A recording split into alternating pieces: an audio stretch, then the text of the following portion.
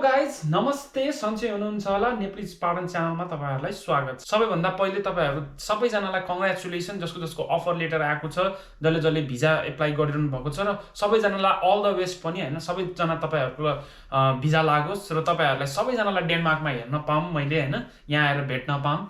Anyways आज चाहिँ म तपाईहरुलाई अब डेनमार्क आउनु भयो भने चाहिँ तपाईहरुले सबैभन्दा इम्पोर्टेन्ट डकुमेन्टहरु के हुन् र कसरी बनाउन सकिन्छ भनेर म तपाईहरुलाई देखाउने छु यो भिडियोबाट। Let's go.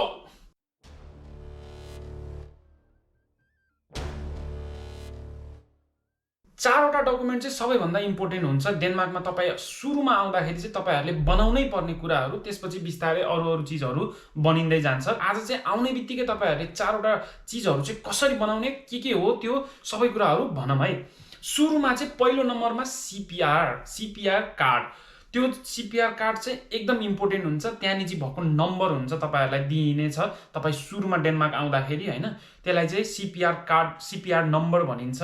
त्यो चाहिँ तपाईहरु जहाँ बस्नुहुन्छ त्यहाँ निजीबाट रेजिस्टर्ड गर्न पर्ने हुन्छ र त्यसलाई चाहिँ तपाईहरुले कम्युनमा गएर तपाईको घरपेटीसँग, त्यही भएर आउने बित्तिकै घरपेटीसँग कुरा गर्नु, घरपेटीलाई भन्नु मलाई CPR रेजिस्ट्रेसन गर्न पर्ने हुन्छ भनेर उहाँले तपाईहरुलाई हाउसिङ कन्ट्र्याक्टहरु रेडी बनाइदिन्छ तपाईहरुलाई हैन।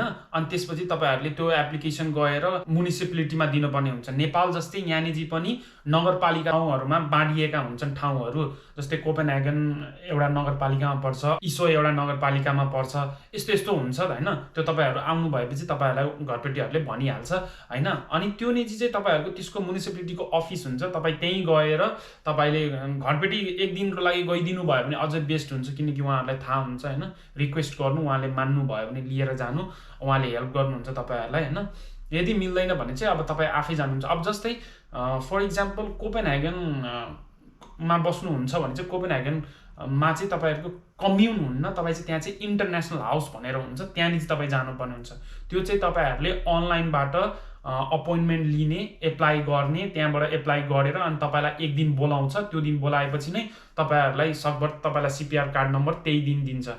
कोपेनहेगनमा बस्नु हुँदाखेरि चाहिँ सुरुमा रेजिस्ट्रेसन गर्दाखेरि चाहिँ धेरै मान्छे यहाँ निजी भएको कारणले गर्दाखेरि, एकदम ओभर क्राउड भएको कारणले गर्दाखेरि चाहिँ तपाईहरुलाई त्यो अपोइन्टमेन्ट डेटहरु अलि लामो पनि हुँदै जान्छ। तपाईहरुलाई मतलब भन्नुको अर्थ वेटिङ टाइम लाग्छ कि तपाईहरुलाई उहाँले बोलाउँदाखेरि चाहिँ 2 हप्ता 3 हप्तासम्म पनि लाग्नेछ।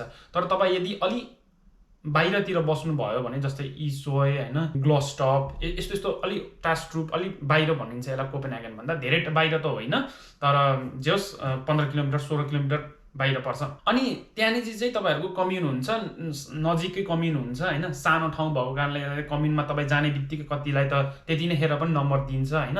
नत्र भने तपाईलाई 1 हप्ता 2 हप्ता या 3-4 दिन पछि तपाईहरु बोलाउनु, उहाँहरु कति बिजी हुनुहुन्छ त्यो हिसाब तपाईलाई बोलाउँछ र तपाईलाई नम्बर दिन्छ र तपाईको एड्रेसमा नै तपाईको त्यो CPR कार्ड, येलो कार्ड भनिन्छ, त्यो चाहिँ आउँछ। त्यसलाई CPR कार्ड, येलो कार्ड या फिर हेल्थ कार्ड पनि भनिन्छ, किनकि त्यो कलरमा येलो हुन्छ र त्यसलाई चाहिँ मोस्ट इम्पोर्टेन्टली हेल्थ भन्नुको अर्थ डाक्टर हस्पिटल जाँदाखेरि तपाईहरुको त्यो मोस्टली युज हुन्छ। र त्यहाँ निजी भएको नम्बर चाहिँ तपाईको आइडेन्टिफिकेसन हो। फेरि त्यहाँ निजी भएको नम्बर जुन चाहिँ तपाईको डेट अफ बर्थ हुन्छ, 6वटा digit date of birth, day, month र इयर गरेर हुन्छ। अनि त्यसपछि लास्टको 4वटा डिजिट चाहिँ तपाईको त्यो युनिक कोड हुन्छ तपाईको। अनि त्यो सबै मिलाएर CPR नम्बर बन्छ तपाईको, जुन तपाईको एउटा आइडेन्टिफिकेसन नम्बर हो। त्यो चाहिँ डेनमार्क भरि तपाई हुन्जेलसम्म त्यो नम्बर नै तपाईको आइडेन्टिफिकेसन हो। भन्नुको अर्थ तपाई पढ्न जानुहुन्छ त्यहाँ निजी तपाईको आइडेन्टिफिकेसन त्यो युज हुन्छ, तपाई हस्पिटल जानुहुन्छ त्यहाँ युज हुन्छ, तपाईले जबमा जानुहुन्छ तपाईको त्यहाँ युज हुन्छ, तपाईको बैंक अकाउन्ट बनाउनुहुन्छ तपाईले त्यहाँ युज गर्नुहुन्छ। एभ्रिथिङमा तपाईको त्यो युज हुन्छ। भोलिपर्सि तपाईले फेरि भिजा एप्लाई गर्दाखेरि तपाईको त्यो युज हुन्छ। त्यही भएर त्यो चाहिँ एकदम इम्पोर्टेन्ट र एकदम कन्फिडेन्शियल राख्नुपर्ने हुन्छ। त्यो तपाईले कसै अरूलाई दिनुहुन्न। त्यो भनेको चाहिँ एकदम तपाईको मात्रै हो। त्यो तपाईले अरूलाई हत्तपत्त नचिनेको मान्छेहरुलाई भन्नुहुन्न, दिनुहुन्न। अर्को भनेको चाहिँ रेसिडेन्शियल कार्ड हो। रेसिडेन्शियल कार्ड चाहिँ त्यसलाई पिङ्क कार्ड पनि भनिन्छ, किनकि त्यो पिङ्क हुन्छ। त्यो चाहिँ तपाईले त्यसको लागि चाहिँ केही पनि गर्न पर्दैन। तपाईले जब CPR बनाउनुहुन्छ, तपाईले CPR बनाएपछि CPR जब आउँछ तपाईको पोस्टल एड्रेसमा आउँछ तपाईँको होइन पोस्टमा। अनि त्यो पोस्टमा आउँदा आउँदै त्यो रेसिडेन्सियल कार्ड पनि सँगसँगै नै आउँछ। त्यो त त्यसको लागि चाहिँ तपाईँले केही पनि गर्नुपर्ने हुँदैन, त्यो सँगै नै आउँछ। र त्यो भनेको चाहिँ तपाईँको पर्मिट हो, त्यो भनेको चाहिँ तपाईँको पर्मिट हो, वर्क पर्मिट हो, तपाईँ यहाँ बस्ने पर्मिट हो होइन। त्यो चाहिँ एउटा चाहिँ तपाईँको आइडेन्टिटी कार्ड पनि भनिन्छ। CPR कार्डलाई चाहिँ तपाईँले identity card as a use गर्न मिल्दैन किनकि त्यसमा चाहिँ फोटो हुन्न। तर रेसिडेन्सियल कार्ड चाहिँ तपाईँको एउटा आइडेन्टिटी कार्ड हो जुनमा चाहिँ तपाईँको फोटो पनि हुन्छ। कसैले तपाईँलाई तेरो आइडी दे भनेर देखा भन्यो भने तपाईँले त्यो देखाउने हो। त्यही भएर यो दुइटै कार्डलाई चाहिँ तपाईँले सधैँ आफूसँगै राख्नु होइन, एटलिस्ट स्क्यान गरेर मोबाइलले स्क्यान गरेर आफ्नो उसमा राख्नु। किनकि तपाईँको चेकिङ यदि काममै चेकिङ हुन्छ, कहिलेकाहीँ बाटोमै हत्तपत्त त बाटोमा चेकिङ हुँदैन, तर चेकिङ भयो भने चाहिँ तपाईँले त्यो देखाउनु पर्ने हुन्छ। त्यो भएर त्यो चाहिँ जरुरी हुन्छ। कहिले काममै चेकिङ आउँछ, काममै चेकिङ आउँदाखेरि पनि तपाईँहरूलाई त्यो निजी त्यो तपाईँहरूलाई माग्छ तपाईँहरूको पर्मिट होइन, त्यहाँ लेखेको पनि हुन्छ तपाईँले कति काम गर्नुभएको छ भनेर होइन। अब म यसको फोटो पनि हालिदिन्छु यहाँ माथि होइन, अहिले मिल्यो भने। अनि यो दुईटा चाहिँ तपाईँले सँगसँगै आउँछ। तपाईँले त्यसको लागि CPR बनाउनु भयो भने रेसिडेन्सियल कार्ड पनि आउँछ, त्यसको लागि टेन्सन भएन। थर्ड भनेको चाहिँ तपाईँहरूले थर्ड भनेको चाहिँ तपाईँको नेम आइडी भनिन्छ। त्यो भनेको चाहिँ तपाईँहरूको कोडहरूको कन्सिस्ट हुन्छ। त्यसलाई चाहिँ तपाईँहरूले सुरुमा चाहिँ एउटा कार्डै लिनुपर्ने हुन्छ होइन, यस्तो फ्लिप गर्ने कार्ड हुन्छ, अहिले मैले हालिदिन्छु फोटो। त्यो कार्ड चाहिँ तपाईँले लाइब्रेरीमा गएर लिए पनि हुन्छ, या फिर कस्तो यहाँ लाइब्रेरी कस्तो भन्दाखेरि चाहिँ गभर्मेन्टबाट सञ्चालित लाइब्रेरीहरू हुन्छ होइन, त्यहाँबाट मलाई नेम आइडी बनाउनु छ भनेर भन्यो भने तपाईँहरूलाई त्यहाँनिर चाहिँ बनाइन्छ। त्यहाँनिर चाहिँ एकजना तपाईँहरूको CPR भएकै मान्छे जो अलरेडी रेसिडेन्सियल छ होइन, जोसँग नेम आइडी छ, उनीहरूलाई लिएर जानुपर्ने हुन्छ। त्यहाँनिर चाहिँ एकजनाको चाहिन्छ। अब यो चाहिँ केस अनुसार डिफ्रेन्ट हुन्छ।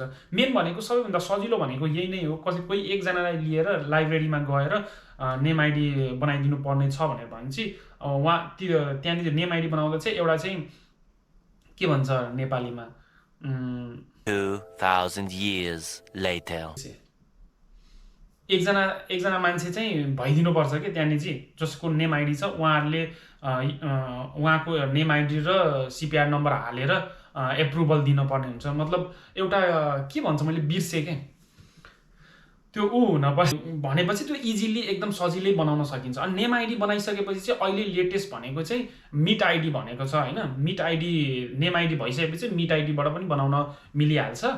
नेम आइडी बनाउनु पर्ने हुन्छ, अनि त्यसपछि चाहिँ मिट आइडी। यो दुइटैको चाहिँ अहिले एप भर्जन पनि छ होइन।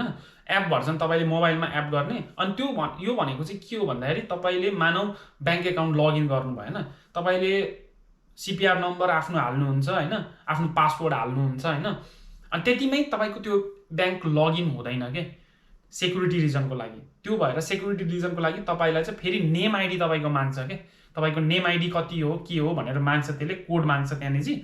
अनि त्यो आफ्नो नेम आइडीमा चाहिँ कोड हुन्छ। अनि त्यही भएर एपमा गर्नुभयो भने चाहिँ एपमा चाहिँ तपाईँले एप गर्नुभएपछि चाहिँ नेम आइडी ठ्याक्क उतातिर तपाईँले ब्याङ्क एकाउन्टमा खोल्नुभयो भने यहाँनिर चाहिँ नेम आइडीमा यस्तो भनेको चाहिँ एप्रुभ गर्ने कि डिक्लाइन गर्ने भनेर अप्सन आउँछ मोबाइल एपमा। अनि तपाईँले एप्रुभ तपाईँ हो भने तपाईँले एप्रुभ गर्नुहुन्छ। एप्रुभ गरेपछि बल्ल यतातिर ब्याङ्क एकाउन्ट खुल्छ। यो चाहिँ धेरै ठाउँमा यस्तै नै हुन्छ। यो भनेको चाहिँ सेक्युरिटी रिजनको लागि नेम आइडी भनेर हो, नेम आइडी या मिट आइडी। यो दुइटै तपाईँले अहिले आएपछि बनाउनु, नेम आइडी बनाउनु भयो भने मिट आइडी त्यसपछि ठ्याक्क बनाउन मिलिहाल्छ। र चौथो भनेको ब्याङ्क एकाउन्ट। ब्याङ्क एकाउन्टमा चाहिँ अब अलि लफरा नै छ यहाँनिर चाहिँ के, ब्याङ्क एकाउन्ट खोल्नु भनेको यहाँको च्यालेन्ज नै हो। तर तपाईँलाई अब सिम्पल टिप्स के दिन्छु भने, अब यहाँनिरको ठुल्ठुलो ब्याङ्क भनेको डान्स्के ब्याङ्क, नोडिया ब्याङ्कहरू हो होइन। तपाईँले नोडिया ब्याङ्कको लागि चाहिँ एकचोटि अनलाइनबाट तपाईँहरूले अपोइन्टमेन्ट लिएर गरे पनि हुन्छ। नोडिया ब्याङ्क र डान्स्के ब्याङ्कलाई सुरुमा इन्टरनेटबाट अपोइन्टमेन्ट लिने, मलाई ब्याङ्क एकाउन्ट खोल्नु छ भनेर भने पनि हुन्छ होइन। अनि तिनीहरूले इन्भिटेसन जस्तो पठाउँछ क्या तपाईँहरूलाई। त्यही भएर तपाईँको CPR बन्ने बित्तिकै तपाईँले यो काम गर्नु, किनकि यो प्रोसेस लम्बिन सक्छ। र अर्को अदर ह्यान्डमा तपाईँले चाहिँ जब खोज्दै पनि गर्नु। CPR बिना चाहिँ तपाईँहरूलाई जब हत्तपत्त दिँदैन। तर पनि तपाईँले कुरा गर्नु भएपछि कसैले मैले बनाउँदैछु अन द वेमा छ भनेर भन्ने, तपाईँहरूको CPR नम्बर आउने बित्तिकै तपाईँलाई कन्ट्र्याक्ट दिन्छ। तर कन्ट्र्याक्ट चाहिँ CPR नम्बर बिना हुँदैन। फेरि त्यही भएर तपाईँलाई जब कन्ट्र्याक्ट चाहिन्छ ब्याङ्क एकाउन्ट बनाउनको लागि, तर पनि तपाईँले CPR आउने बित्तिकै इनिसिएट चाहिँ गरिहाल्नु, जब कन्ट्र्याक्ट नभए पनि, किनकि कसैले माग्छ कसैले माग्दैन। यहाँ चाहिँ अलिकता कस्तो एकदम ठ्याक्क नियम छैन कि उनीहरूले माग्न मन लाग्यो भने मागिदिन्छ, नमाग्ने मन लाग्यो नमागिदिन पनि सक्छ क्या। अनि त्यही भएर यो दुईवटा ब्याङ्क ठुल्ठुलो ब्याङ्क हो, यो दुईवटा ब्याङ्कमा ट्राई गर्नु, नोडिया र डान्स्केमा। यदि त्यहाँ भएन भने एउटा मैले अर्को ब्याङ्क छ, त्यो चाहिँ आबैदा ब्याङ्क भनेर भनिन्छ, यो चाहिँ वर्कर्स ब्याङ्क भनेर भनिन्छ। म चाहिँ यहाँ अहिले तपाईँको फोटो पनि राखिदिन्छु होइन, अनि लिङ्क पनि राखिदिउँला तल डिस्क्रिप्सनमा होइन। अनि त्यहाँबाट चाहिँ तपाईँले विदाउट जब कन्ट्र्याक्ट पनि तपाईँले त्यहाँबाट बनाउन मिल्छ, त्यो पनि फ्री अफ चार्ज हुन्छ। म त भन्छु अझ यही ब्याङ्कमा गएर बनाए पनि तपाईँहरूलाई जहाँ सजिलो र तपाईँहरूलाई जहाँनिजी आफूलाई कम्फर्टेबल, मेरो यो नजिक पर्छ या यस्तो केही लाग्छ भने जुन ब्याङ्कमा बनाए पनि हुन्छ, केही फरक पर्दैन, ब्याङ्क अनुसार फरक चाहिँ पर्ने हो। यही हो, यति हो तपाईँको बनाउनु पर्ने 4वटा इम्पोर्टेन्ट चिजहरू।